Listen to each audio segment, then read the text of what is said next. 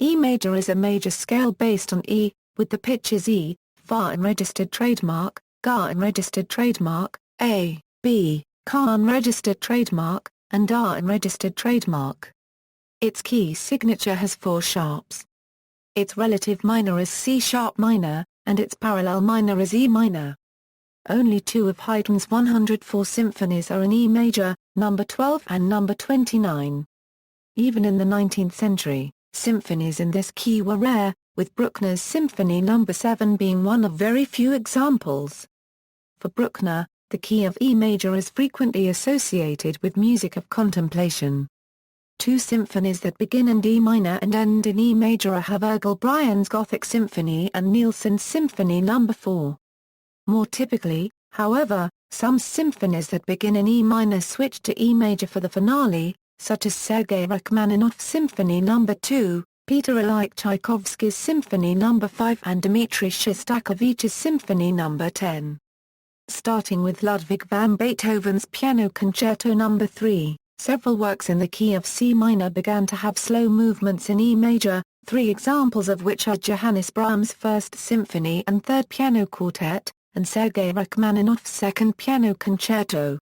Chopin's First Piano Concerto starts in E minor, but the last 2 movements are in E major. Johann Sebastian Bach used E major for a violin concerto, as well as for his third partita for solo violin. The key is especially appropriate for the latter piece because its tonic and subdominant correspond to open strings on the violin, enhancing the tone color of the bariolage in the first movement. Felix Mendelssohn used E major for the finale of his well-known violin concerto, switching from a beginning in E minor, exploiting these advantages for the solo voice. Antonio Vivaldi used this key for the spring concerto from the Four Seasons. Beethoven used the key of E major for 2 of his piano sonatas, Op. 14/1 and Op. 109. Though E major is a very difficult key for wind instruments, it is acceptable for orchestral strings, and quite suitable for the guitar. If available, clarinets in A should be used instead of clarinets in B-flat. The A clarinets would be written in G major, while the B-flats would be written in F-sharp or G-flat major.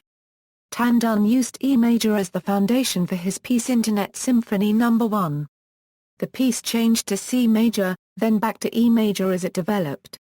The bells of the clock tower in London's Palace of Westminster are tuned to the key of E major, with the result that the Westminster quarters in their original setting employ the notes E, F-sharp, G-sharp, and B. References: Philip Barford, Bruckner Symphonies Seattle, University of Washington Press, 52. External links, media related to E major at Wikimedia Commons.